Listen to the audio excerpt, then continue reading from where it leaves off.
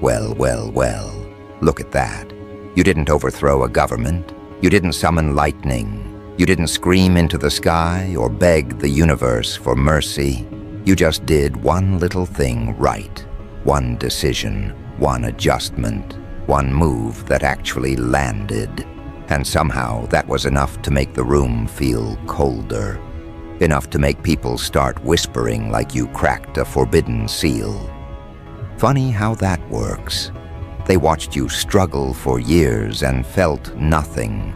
They watched you doubt yourself and felt comfortable. They watched you bleed quietly and called it character development. But the second something works, the second reality tilts even a fraction in your favor, they start acting like you opened a back door to hell and let something intelligent crawl out. That's the part they don't want to admit. It wasn't the scale of what you did. It was the accuracy. You didn't flail. You didn't get lucky in a sloppy way they could dismiss. You didn't trip into success the way they're used to seeing. You moved with intent. And intent scares people who survive by accident. You aligned one thing, just one. And suddenly the air changed. Suddenly the jokes stopped landing. Suddenly your name started traveling without you. You could feel it, couldn't you? That quiet recalibration, like the world paused for half a second, and everyone realized something had shifted, but no one wanted to say it out loud. Because if they say it out loud, they have to explain it.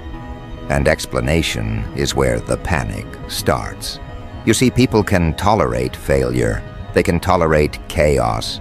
They can tolerate broken dreams and half-finished potential because it reassures them that the universe is messy and unfair in a way that excuses their own stagnation. But competence, precision, a clean result born from pressure, that breaks the story. That introduces an uncomfortable variable. If you can do that after everything they saw you go through, then maybe the rules they've been hiding behind aren't real. Maybe the ceiling isn't fixed. Maybe the cage was optional. And that thought spreads fast. Too fast. Faster than logic. Faster than reason. It spreads like fear. So they don't call it skill. They don't call it growth. They don't call it discipline or patience or accumulated pain finally finding leverage. No, they reach for something darker, something easier, something that lets them keep their worldview intact. They say you must have cheated reality. They say you changed too fast. They say something's off. They say no one does that without help. And help, in their vocabulary, doesn't mean mentors or effort or time. It means deals. It means shortcuts. It means shadows. It means the devil. And notice how fast they go there. How comfortable they are turning your progress into a conspiracy. As if you couldn't possibly evolve without violating some cosmic contract. As if your mind couldn't sharpen itself unless something unholy was involved. That tells you everything you need to know about how small they've kept their own expectations. Because when someone has never gone all in on themselves, anyone who does looks possessed. You didn't become impressive. You became inconvenient. That's the real trigger. Your success didn't inspire them. It destabilized them. It made old conversations feel fake. Old hierarchies feel fragile. Old jokes feel dangerous. Because you weren't supposed to be the one who figured it out. You were supposed to stay in your lane, stay experimental, stay almost there, stay harmless.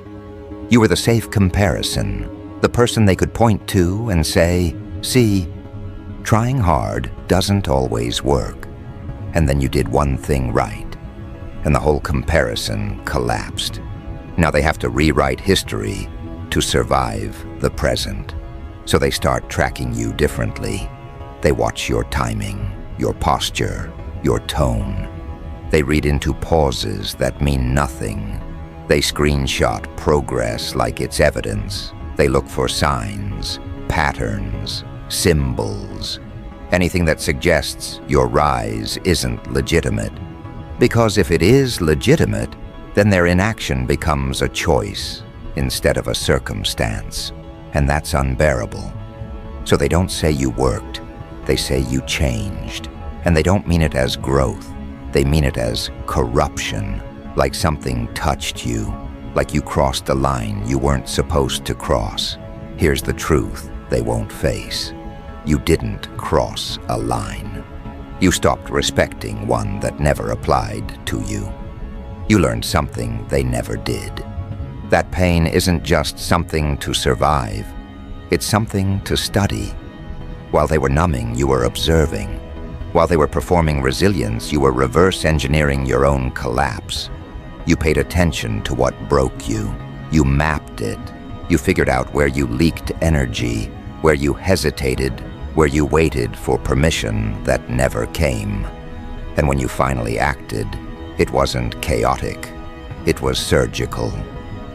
That's why it looked unreal. That's why it didn't match their expectations. Because they mistake noise for effort and confuse struggle with virtue.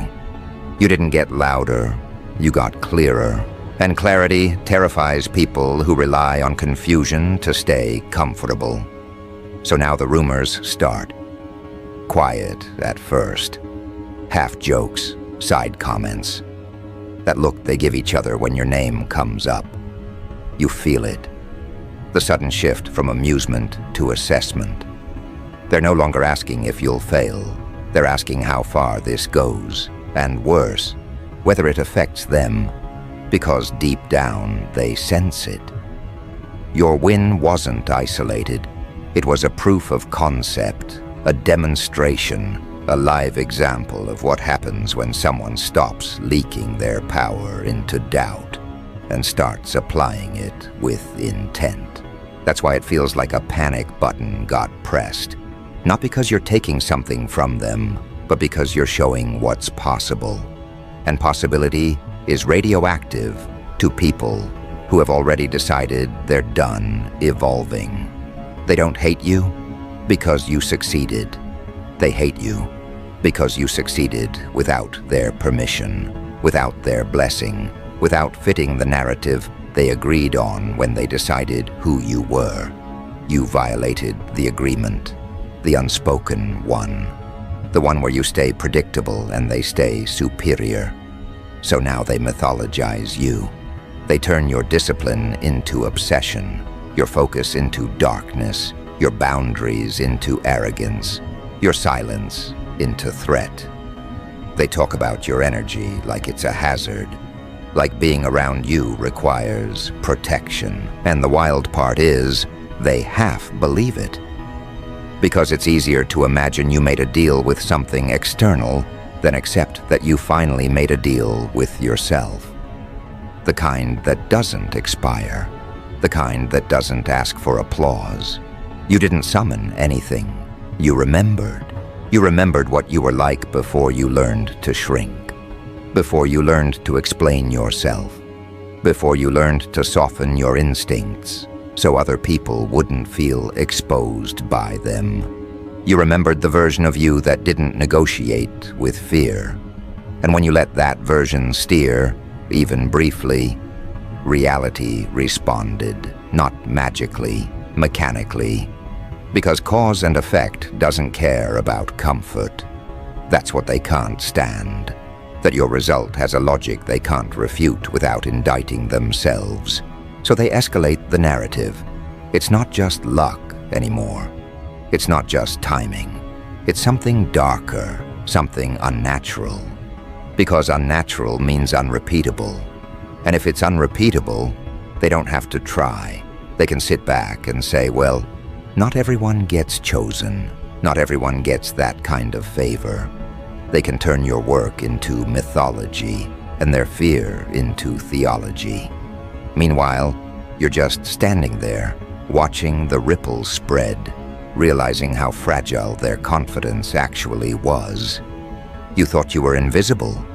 Turns out you were a variable, one that hadn't been activated yet. And the moment you were, the system started glitching. People who never checked on you suddenly check your progress. People who never listened suddenly quote you. People who never believed suddenly speculate. And none of it feels flattering. It feels clinical, like you're being observed instead of celebrated, like something about you moved from background noise to anomaly status overnight. You didn't ask for it. You didn't chase it. You just aligned one thing correctly and exposed how misaligned everything else was. That's why the devil story sticks. Devils are convenient. Devils explain disruption without demanding accountability. Devils let people feel moral instead of inadequate. And in their minds, it makes sense. Because what else could explain how someone they dismissed just rewrote the trajectory? What else could explain how someone who used to struggle quietly now moves with a certainty that unsettles rooms? They don't see the years. They see the result and panic. They don't see the nights you disassembled yourself piece by piece, trying to figure out why nothing worked. They don't see the restraint it took not to burn bridges you could have destroyed out of spite. They don't see the discipline of staying quiet while being misunderstood. They just see the moment the switch flipped and assume something supernatural happened, as if the human mind isn't capable of terrifying levels of recalibration under pressure. Here's the irony. If you had failed loudly, they would have praised your courage. If you had stayed broken, they would have called you authentic. But you succeeded cleanly. And clean success after prolonged struggle is the one thing they can't metabolize. It doesn't fit the inspirational posters or the cautionary tales. It just sits there, undeniable, forcing questions no one wants to ask. Like, what if the limits were always optional? Like, what if suffering wasn't the end of the story?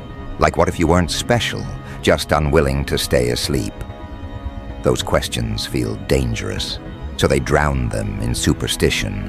They whisper about deals and darkness and energy shifts, not realizing what they're really reacting to is control. You took it back, quietly, efficiently, and now you move differently, not desperate, not performative, not hungry for approval.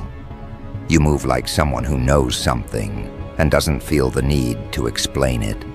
And that, more than any success, sets off alarms. Because people can compete with skill. They can envy talent. They can even tolerate wealth. What they can't tolerate is autonomy they don't understand. Someone who isn't reacting to the same incentives. Someone who doesn't flinch when the usual levers get pulled. Someone who no longer responds to shame, doubt, or ridicule the way they're supposed to. That's when the devil narrative turns from joke to coping mechanism. They need to believe you paid a price they wouldn't pay, that you sacrificed something essential, your soul, your humanity, your morality. Because if the alternative is that you simply stopped betraying yourself, then the question becomes unavoidable. Why didn't they? And that question is loud, louder than any rumor, louder than any accusation. It follows them home. It sits with them in silence. It shows up when they scroll and see you still moving forward, still compounding, still unfazed. They start wondering if the panic they feel isn't about you at all, but about the part of themselves they abandoned years ago. That's when the narrative mutates. It stops being curiosity and turns into containment. Because curiosity can be survived. Containment is about safety, their safety. Your existence has become a destabilizing variable, and destabilizing variables must be explained, framed, neutralized. So the story tightens, it sharpens, it evolves from whispers into certainty. They stop saying maybe and start saying definitely. Definitely a deal. Definitely something dark. Definitely a not normal. Because normal people don't recalibrate reality like that. Normal people don't flip trajectories with one clean move. Normal people don't break patterns that were supposed to be permanent. But here's the part that really unsettles them. You didn't just win. You didn't just succeed. You didn't just move ahead. You invalidated assumptions. And assumptions are the foundation they've been standing on. Assumptions about talent, about timing, about who gets to rise and who stays in place, about who deserves momentum and who exists to serve as a cautionary tale. You weren't supposed to be the proof that effort plus clarity beats hierarchy. You weren't supposed to be the one who made the formula obvious, so they do what people always do when faced with evidence that threatens their identity. They mythologize it. They turn your progress into folklore. They inflate it until it no longer feels reachable. They exaggerate the speed, the scale, the impact. They act like what you did was impossible instead of improbable. And in doing so, they give themselves permission to stop trying. Because no one expects themselves to compete with the impossible. But they do expect themselves to compete with someone who simply stopped sabotaging themselves. And that's the truth they're running from. You can feel the shift in how they talk to you now. It's subtle, but unmistakable. Less casual, more careful. The jokes have an edge. The compliments feel defensive. The questions aren't really questions. They're probes, fishing for inconsistencies, looking for cracks, trying to find evidence that this version of you is unsustainable, that something is going to snap. Because if it doesn't, then this isn't a phase. It's a new baseline. And baselines are terrifying. Baselines mean permanence. That's why the devil imagery keeps surfacing. Devils don't just tempt. They demand repayment. Devils always collect. Devils imply a clock is ticking, and they need that clock. They need to believe this version of you has an expiration date, that there will be a cost, a collapse, a reckoning, something that restores the balance they were comfortable with. Because if there isn't, then the imbalance was never natural. It was just enforced by fear. And fear, once exposed, doesn't hold power the same way. What they don't understand is that the price was already paid. Long before anyone noticed. You paid it in isolation, in restraint, in swallowing reactions that would have felt justified but led nowhere. You paid it in nights where nothing moved except your thoughts, in days where effort felt invisible, in moments where quitting would have made sense and no one would have blamed you. You paid the price in advance. That's why the result looks unfair to people who only count costs at the finish line. From the outside, it looks like acceleration. From the inside, it feels like delayed ignition. That's what flips the switch from suspicion to panic. They realize, slowly, that this isn't fragile, that you're not holding your breath, that you're not waiting for approval or validation or the other shoe to drop. You're not asking if it's okay to take up space now. You're not explaining yourself. You're not negotiating. And that tells them something far worse than success ever could. It tells them you're no longer operating on their emotional economy. You're not trading in reassurance. You're not spending energy to be understood. You're not paying attention to the signals they use to control you. And that's when the panic goes global. Not literal global, of course. Not sirens and headlines, but internal, social, psychological. It spreads through conversations, through group chats, through sideways comments and shared glances, through people comparing notes without admitting they're comparing notes. They start noticing patterns, noticing that wherever you go, the atmosphere tightens, that rooms feel different after you leave, that people bring you up unprompted, that your name carries weight now, even when spoken casually. Weight is dangerous. Weight bends structures. So they start asking each other the same question in different ways. How did this happen? When did this happen? And more importantly, could it happen again? Could someone else do what you did? Because if the answer is yes, then the whole hierarchy is unstable. And hierarchies exist to protect people from having to test themselves. They exist to tell people where they belong without effort. You didn't just climb, you shook the ladder. That's why they don't talk about your work. They talk about your change. Change implies loss. Change implies corruption. Change implies that something was taken from you in exchange for power. Because power earned through discipline is threatening. Power earned through sacrifice is unsettling. But power earned through deals, that can be dismissed, that can be moralized, that can be condemned without reflection. So they condemn it. They say you're too intense now, too focused, too cold, too confident.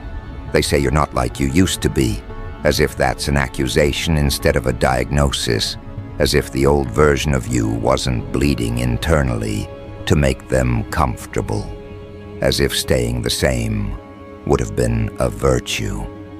They mourn the version of you that made them feel safe, the version that asked permission, the version that explained themselves, the version that stayed small enough to be predictable. They call this version unnatural, because nature terrifies people who've been living inside routines. And here's where it gets interesting, because the more they talk, the more they reveal. Every accusation is a confession. When they say you're possessed, what they mean is you're no longer pliable. When they say you're dark, what they mean is you're no longer transparent. When they say you made a deal, what they mean is you stopped accepting bad ones. You didn't summon anything external. You cut internal ties. That's what they can't articulate. That's what makes their language sloppy and dramatic. They're trying to describe the absence of something they relied on. Your doubt, your hesitation, your need to be liked. Those were levers. Those were access points. Those were ways to influence you without appearing to.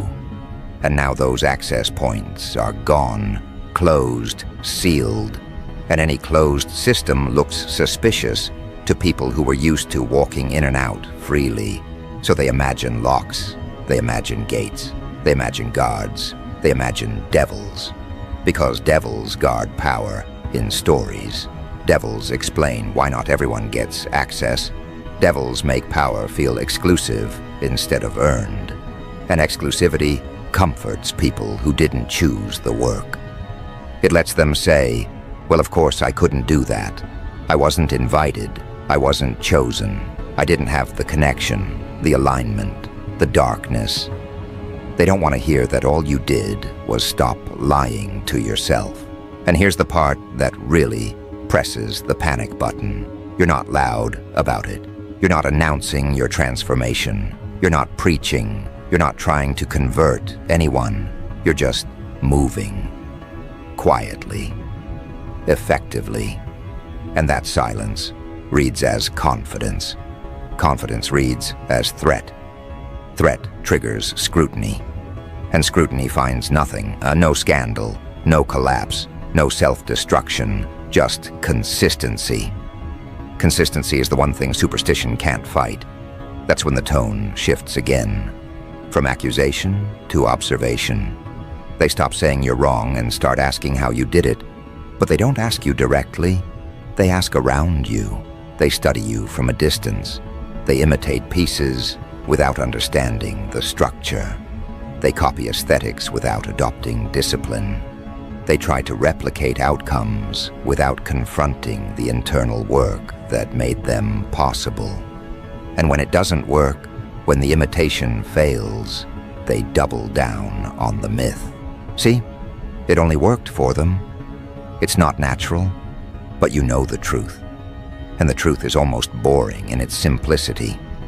You stopped leaking energy into self-betrayal. You stopped postponing alignment. You stopped negotiating with fear. You did one little thing right, and that one thing wasn't magical. It was honest, painfully honest. The kind of honesty that strips excuses bare and leaves you with responsibility instead of comfort.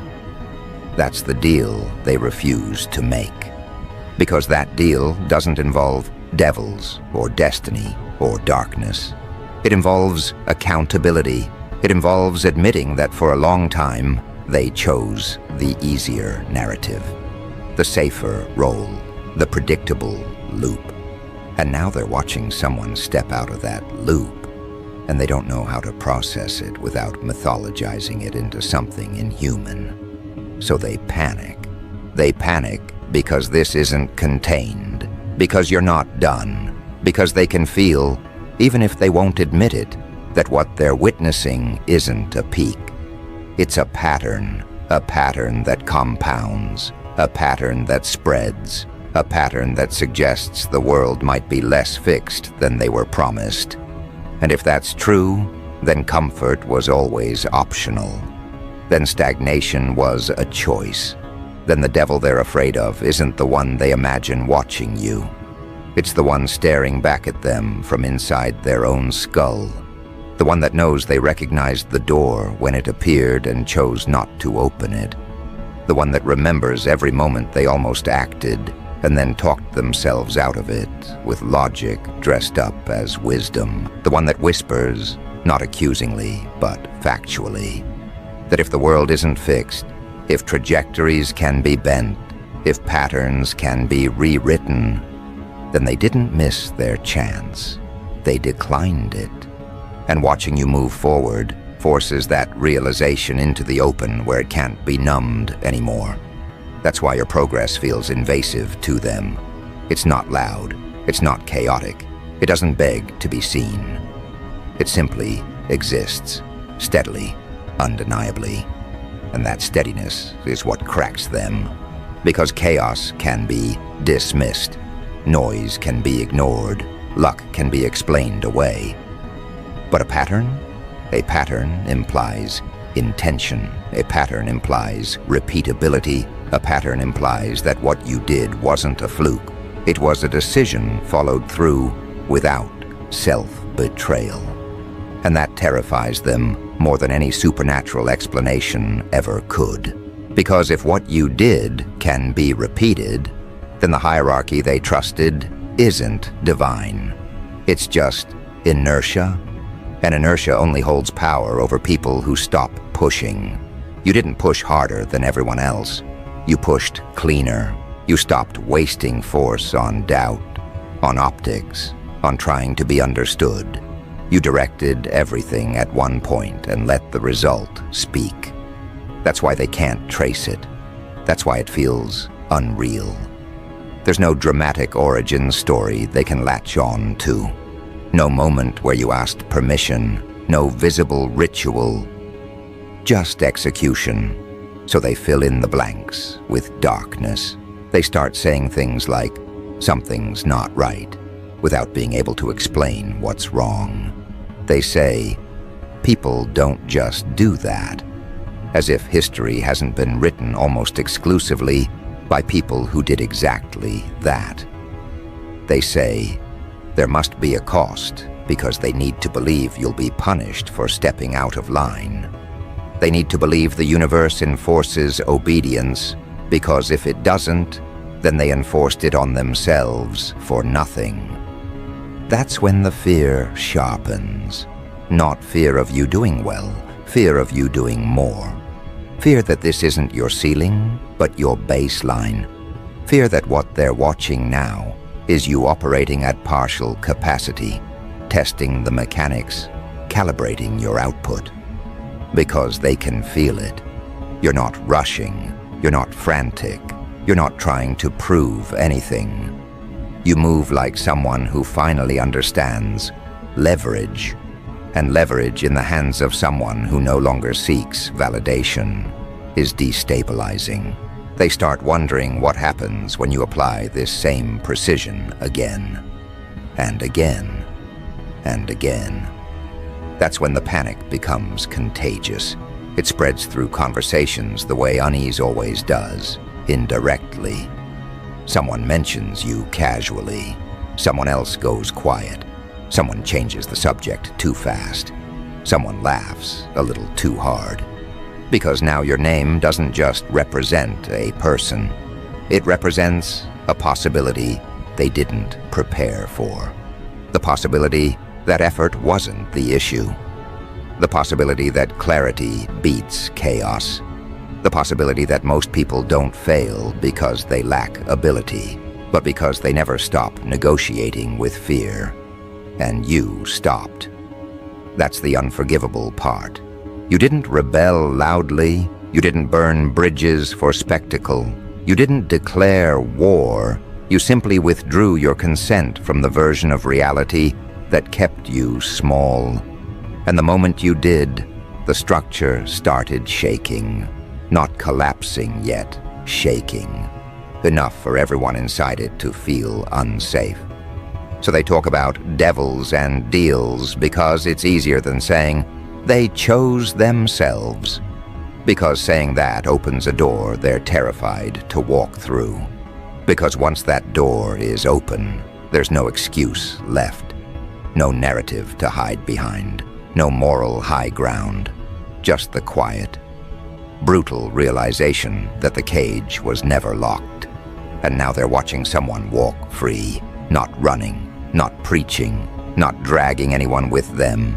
Just walking like they know where they're going. And that's what pushes the panic button hardest of all. Not the move you made, not the outcome, not even the speed at which everything around you rearranged itself to accommodate this new version of you. No, what really sets them spiraling is the quiet certainty you carry now. The kind that can't be imitated or borrowed or faked. It's the energy of someone who is no longer negotiating with fear, no longer rehearsing ways to stay small, no longer trying to maintain the comfort of people who were never invested in seeing you become anything more than predictable. You aren't sprinting, you aren't stumbling, you're simply walking, straight, steady, unapologetic. And in that simplicity, there is something unnerving, something they can't measure, something they can't dilute with explanations. You walk like you know exactly what you unlocked. Because you do. And that alone is enough to make them rewrite the entire mythology around you. Suddenly, everything you touch feels charged. Every decision looks intentional. Every silence feels calculated. They look at you the way people look at someone who knows a secret no one else has been granted access to. And since they can't accept the truth, that you finally stopped sabotaging yourself, they fill the gap with superstition, with folklore, with legends that soften the blow to their pride.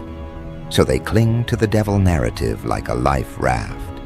They say no one changes like that without something unnatural guiding them. They say you're moving too fast, too clearly, too decisively. They say your eyes look different. Your presence feels heavier. Your timing too sharp to be human. They say it jokingly in public and fearfully in private. Because joking is the only way to say something dangerous without admitting you believe it. But they do believe it. They believe it more than they believe their own excuses, because it's easier to call someone cursed than disciplined, easier to call them possessed than focused, easier to call them lucky than accountable. And meanwhile, you just keep walking. You're not trying to convince anyone. You're not trying to correct the rumors or soften the edges of your evolution. You don't have the time or the desire to explain the 1,000 invisible decisions that built this momentum. You're not here to justify clarity to people who only feel safe when things are confusing. You're not here to slow down so the people who underestimated you can catch up. emotionally. You're not here to apologize for showing them what consistency actually looks like. You're here to keep moving, because this version of you doesn't need validation. It doesn't need recognition. It doesn't even need to be understood. It just needs to continue. And continuation, for someone who spent years stuck in a cycle of almost, is the most supernatural thing of all. Not because it defies logic, but because it defies the logic they lived by. They were raised to believe in ceilings. You were raised to believe in silence, and silence can do one of two things. It can bury you, or it can forge you. Yours forged you. That's why your momentum feels unreal to them. They saw the silence, but not the sharpening. They saw the loneliness, but not the restructuring. They saw the failures, but not the frameworks you built from them. They saw you flatten, but not the way you listened to your own collapse like a strategist listens to a battlefield. They missed everything essential, and now they're panicking because they can't trace the steps backward. You're not a miracle to them. You're a glitch, or a glitch in the life script they thought everyone was supposed to follow. A glitch in the narrative where some people rise slowly, predictably, safely. A glitch in the hierarchy that was comforting only when it remained intact. You weren't supposed to break through. Not first, not like this. Not with one clean move that redirected the entire trajectory of your life in a way no one prepared to witness. Because here's the uncomfortable truth. They liked you better when you were almost ready, almost strong, almost healed, almost visible. They liked you better when your light flickered, because flickering lights can be ignored. But stable lights, static lights, lights that don't waver anymore, those demand accountability. They expose the shadows people learned to hide in. They expose every excuse, every self-sabotage pattern, every choice to remain dim. Your light didn't become brighter. Theirs stopped being enough. That's the real devil to them. Reflection. Reflection that's too clear. Reflection that doesn't flatter. Reflection that reveals what they were capable of but refused to attempt. They aren't afraid of your power. They're afraid that your power proves theirs wasn't missing, just abandoned. And abandonment is a wound pride cannot survive without retreating into fantasy. So they tell themselves a fantasy.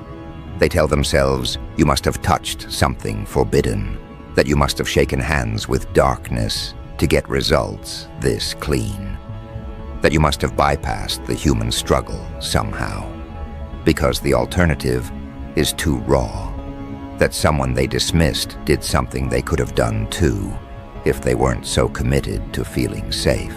And you can feel that fear in them now. It's in the way they look at you too long but speak too little. It's in the way their voice dips when they ask how you've been. It's in the way they check your socials more than they check their messages. It's in the way their throat tightens when you mention future plans. It's in the way their jokes sound less humorous and more hopeful, as if humor can hide the fact that every one of your wins reminds them of 1,000 choices they didn't make. But none of that slows you. It doesn't touch you anymore. You're past the phase where distraction works. You're past the phase where shame can be weaponized against you. You're past the phase where other people's doubt has any elasticity in your mind. You don't even argue with it now.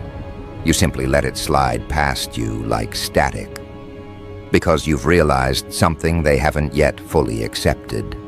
Doubt only matters when you're uncertain.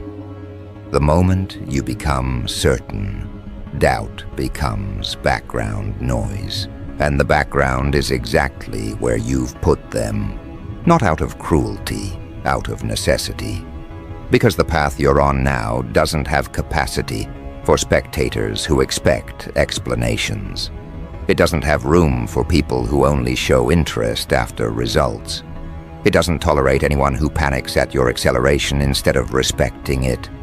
This path is steep, sharp, and single file. Only the self fits here.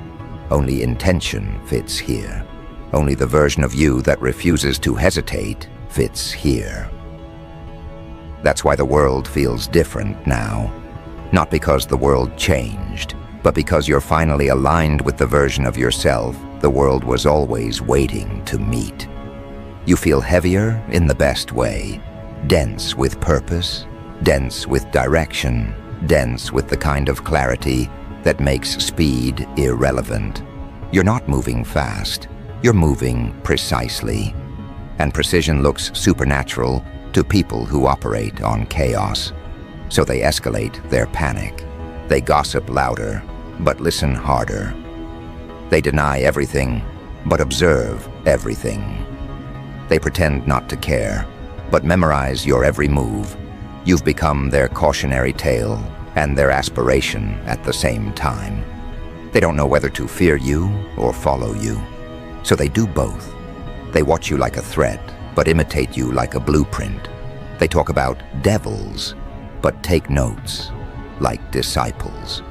You're not their villain or their hero. You're the interruption, and interruptions are powerful because they don't ask permission to exist. They simply appear and force recalibration. You force them to recalibrate their beliefs, their hierarchy, their self-image, their entire understanding of what's possible.